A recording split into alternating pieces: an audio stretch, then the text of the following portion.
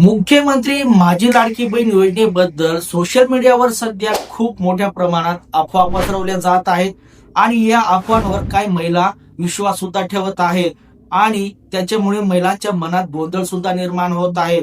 महिलांनो, हा व्हिडिओ तुम्ही शेवटपर्यंत नक्की बघा, कारण तुमच्या मनात पडलेल्या सगळ्या प्रश्नांची उत्तरे मी या व्हिडिओच्या मार्फत देण्याचा प्रयत्न करत आहे. त्याच्यामुळे हा व्हिडिओ स्किप करू नका आणि शेवटपर्यंत नक्की बघा.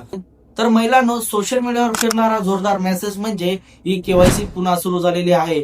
शासनाने याबाबत अधिकृत घोषणा केलेली नाही किंवा परिपत्रक जाहीर केलेलं नाही.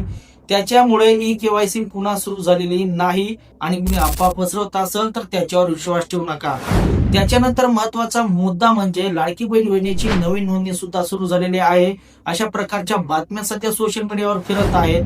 महिलांनो आणि मित्रांनो, सरकारने अधिकृतपणे जाहीर केलेलं नाही की नवीन नोंदणी सुरू झालेली आहे. त्याच्यामुळे अशा अफवांवर सुद्धा तुम्ही विश्वास ठेवू नका.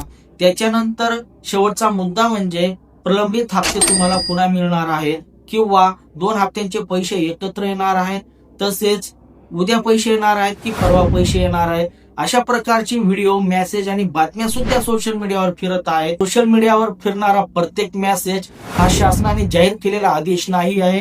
सोशल मीडियावर फिरणाऱ्या मेसेजवर, या अफवांवर विश्वास ठेवू नका आणि सरकारच्या अधिकृत माहितीकडे लक्ष ठेवा. ही माहिती तुम्हाला खरंच उपयुक्त वाटत असेल तर इतरांना सुद्धा शेअर करा आणि लाडकी बहीण योजनेबाबत खरे आणि महत्त्वाच्या अपडेटसाठी आपल्या चॅनलला सबस्क्राईब करून ठेवा, लाईक करा आणि शेअर करायला विसरू नका.